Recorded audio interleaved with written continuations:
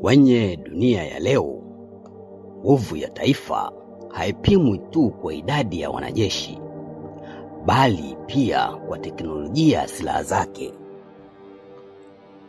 Na katika Mashariki ya Kati, kuna taifa moja ambalo limewekeza nguvu kubwa katika teknolojia ya makombora.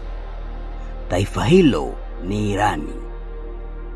Makombora yenye uwezo wa kusafiri maelfu ya kilomita, yakibadilisha kabisa mizani ya nguvu katika eneo hilo. Lakini swali linabaki, makombora haya yana uwezo gani hasa? Karibu kwenye Sandeleki TV, mahali tunapochunguza ukweli wa mambo makubwa yanayoiathiri dunia. Kwa miaka mingi sasa, taifa la Irani limejenga moja ya mifumo mikubwa zaidi ya makombora katika eneo la Mashariki ya Kati. Wakati baadhi ya mataifa yanawekeza zaidi kwenye ndege za kivita au manuari, Irani imechagua njia tofauti kuwekeza nguvu kubwa katika teknolojia ya makombora.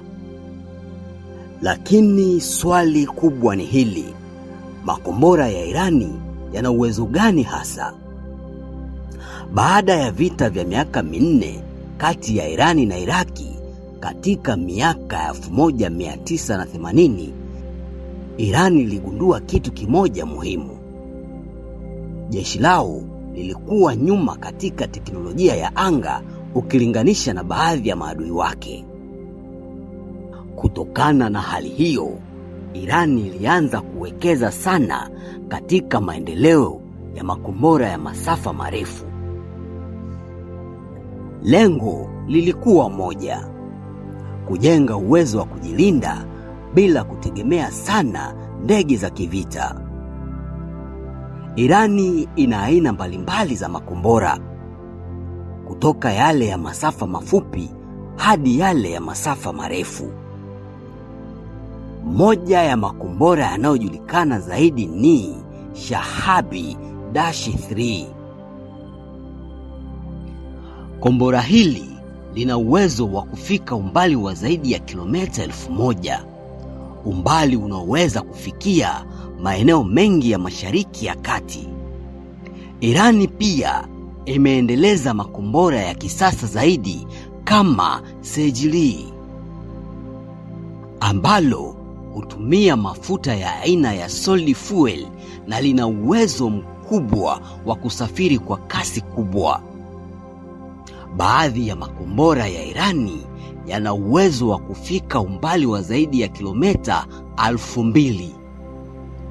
Hii ina maana kwamba yanaweza kufika maeneo mengi katika Mashariki ya Kati ikiwemo Israel.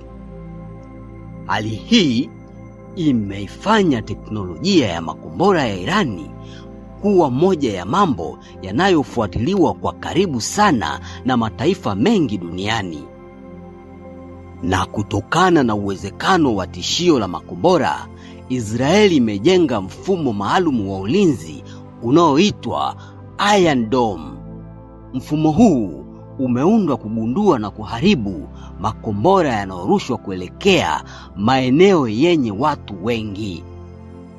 Hata hivyo, wataalamu wengi wa kijeshi wanasema kwamba kama makombora mengi yangerushwa kwa wakati mmoja, mfumo wowote wa ulinzi unaweza kupata changamoto.